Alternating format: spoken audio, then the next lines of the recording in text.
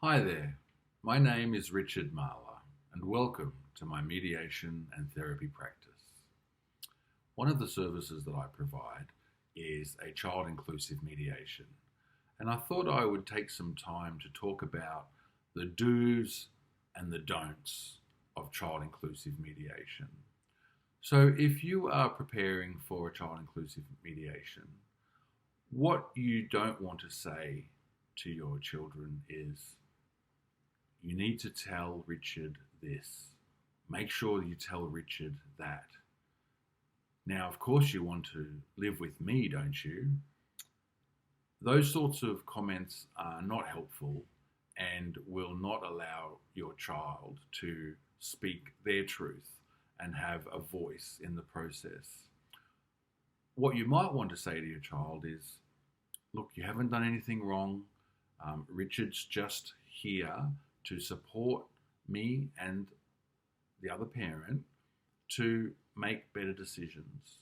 And so it's really important that you tell Richard the truth, but that you also don't feel pressure to tell him anything that you don't want to. So by all means, have a chat with Richard and tell him, how things are going for you, but make sure you tell him the truth, and you don't need to make any decisions about,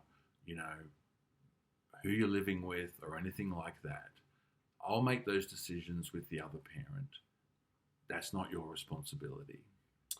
And after the child inclusive mediation, it's definitely not helpful to say to your child, why did you say this to Richard? And question them in any way. Or even to ask them, what they did or didn't say to me. But what you might want to say to them is, how did you find that experience with Richard? Did you feel safe? Did you feel heard? Was that a positive experience talking to Richard? Those sorts of things, are certainly helpful and appropriate.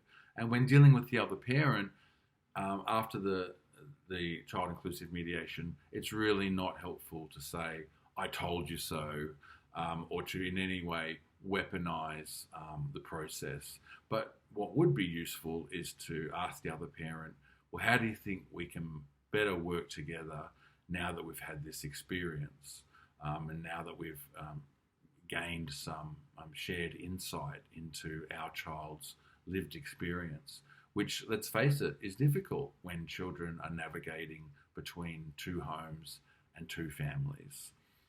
So hopefully these tips will assist you in preparing for a child inclusive mediation.